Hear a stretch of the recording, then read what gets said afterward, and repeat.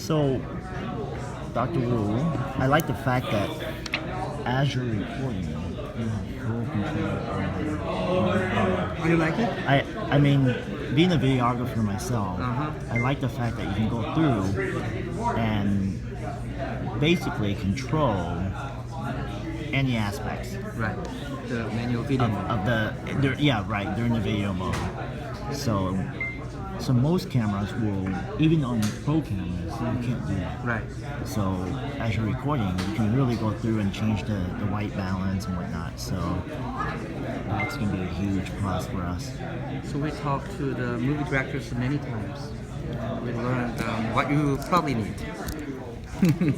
All right, we got Dr. Wu here. What part of this V10 that you're responsible for? The specifications. Uh-huh. How did you hang on, sorry. No, it's an interview. Yeah, well, it's turning into that since I have you here. Okay, perfect. Okay. So how did you determine key features to put into the V10 and what to leave out and whatnot? So actually, the message of this V10 is City of Adventures. Uh-huh. We try to look at City of Adventures, just like us. Mm-hmm. You know, there are many people living in the city, of course, you know, outside of the city as well, looking for do something in the city, and for those people, we try to look at those people and try to be those people and try to talk to those people, and that's how we get the features and specifications of this V10. So first of all, as you see, the two cameras in here. Actually, we see many people recently bringing selfie sticks. So Which is a no-no in a lot of places. right. Not that it's also an embarrassment to them as Exactly. well. Actually, in the Met in New York, actually, I heard it's prohibited to bring the selfie stick in the museum, and but basically the reason to carry selfie stick is to take selfies with the background or with the many people. Right. So that's basically what people want. And that's you're alleviating that pain point by having a 120 degree Right. ultra wide angle, Right. while still maintaining that clarity, end-to-end clarity Exactly. for the front-facing camera. Exactly. And then so that allows for a group shot, wider scenery shot, if you will. Right. And then you also have an 80 millimeter. 80 millimeter for just a regular selfie. regular selfie. And also, what's this other display you have up here? That's interesting. So actually, this is like actually we got inspired from the smartwatches as well. So if you try to use smartwatches, the good thing about smartwatches is actually it keeps talking to you by telling you the time, also telling you whether there's a notification or the status of the phone. So we wanted to have it, and so as you see, this top portion of the screen is always turned on to tell you about the time and the weather and of course the notifications without even touching your phone. So Okay. for example, if you talk to somebody else, checking your time by looking at your watch is not Rude, polite. right? It's It's rude. very rude. Or if you just keep turning on your Unless your phone. you're avoiding them. Exactly. That's also rude. So, but if you try to just put on your in your phone on the table without simply beeping the screen, then it's easy to check the time or the notifications. So this is like city life. Okay. This is why we got inspired. How did you make that possible? Having two So- different layers on there. So we have learned how to control the screen in a very low power mode from the watches. So we have specially designed this different looking display. Actually, this is the display is like this, and it's a single display, but the control is different. So we have a dedicated backlight here and also the dedicated controller here. So when the screen is off, so only this portion is turned on. Okay. And battery life is actually pretty good, as although we keep turning on this little portion of the screen. So the screen's on 24/7. 24/7. You mentioned in Unless you want to turn it off. okay. You mentioned in your briefing that there's about a 5% battery Right. hit throughout the day. Right. That's negligible. That's good. In the long run, that's probably save battery life even more than just turning on your device Exactly. actually on to look at the time and Right. messages. What's keeping you from using the full screen as being on for notifications that comes in throughout the day? So your question is if you just keep turning on the screen, I mean, all portion, all part of the screen? Yeah, can you have a second screen that's the entire screen versus just a small portion?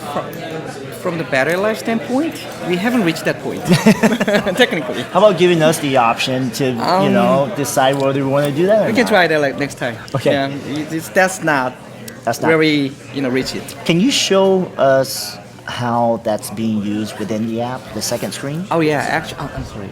Actually, also, so this portion can be used for the many other things as well. So, for example, you can put your signature here, or the recent app can be shown here, and app shortcuts for the music player and your quick and favorite contacts will be shown here, and upcoming plans will be there as well. Actually, my favorite is the recent apps. So, for example, if you go to camera and also go back, and let's say if you go to the browser, the Chrome browser, and then if you want to go quickly to the camera, you can just jump in, just like this. So the switching between apps are really easy. We need time to set it up. Like the settings, backup, and Chrome browsers. Also, if you have additional tab, it will be shown here as well. So you can switch between tabs in the Chrome browser as well. So this is really easy and addictive actually if you try to use it every day, and that's my favorite feature. What else? And also we have hi-fi music player capability. So once you plug it, can I borrow your? Yeah. Once you right. Like this off. Okay. That was for the mom. There we go. Okay. So once you Well, before you get into that, tell us a little bit about the technology that LG implemented into making this happen for the high bit rate. So we take ESS Zebra audio hi-fi 32-bit hi-fi audio DAC and headphone amplifiers into the phone. So actually headphone jack is here. So that hi-fi audio DAC and amplifier is sitting just next to the audio jack to minimize the analog path. Because all the signal coming from the application processor and the data network coming down to the audio DAC digitally without any noise, then it converts the digital data to the audio, analog audio, and sending to this headphone jack. So as soon as you plug your headphone, actually it tells you whether you want to turn on the hi-fi audio DAC or not. If you turn it on, then all the sound created internally will be upsampled and translated to 32-bit audio. Do you find that gets a big battery hit when Not really. Okay. So of course there is a battery life impact, but not really. Okay, so you're getting the higher bit rate for output, and what about on the recording side? On the recording side, actually, we don't do hi-fi recording, but if you download hi-fi audio such as FLAC or DSD, any kinds of popular hi-fi audio from anywhere, like PC or the internet, they will be played without any modifications. They will be played hi-fi as they are.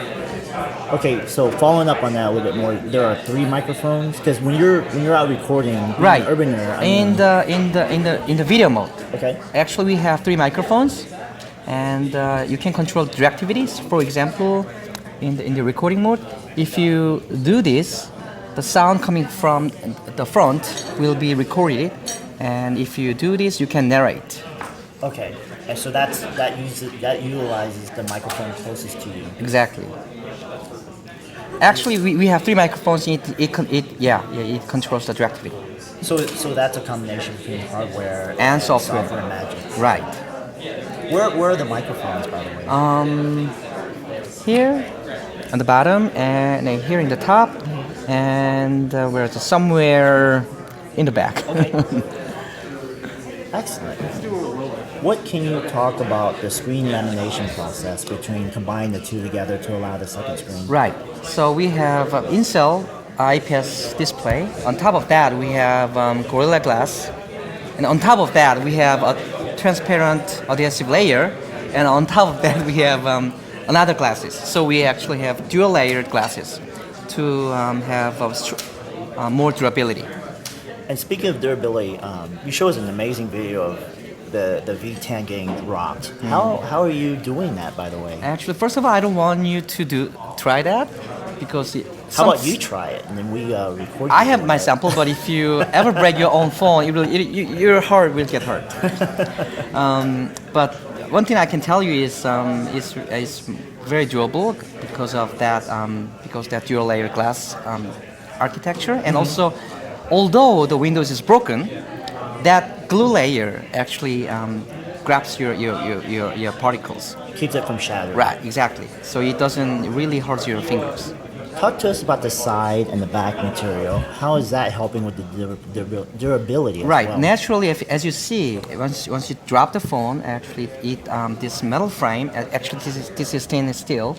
This metal frame absorbs the shock, and also this DuraSkin absorbs the scratches.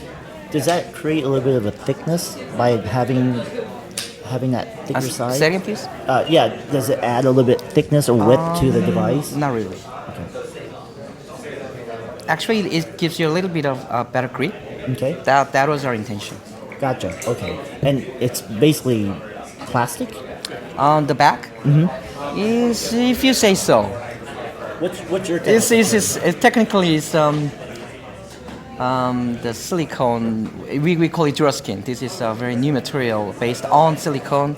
We're a combination of the silicone, and it feels like a urethane, but it's not urethane. Okay. So it's really durable thing All to right. protect from the scratches.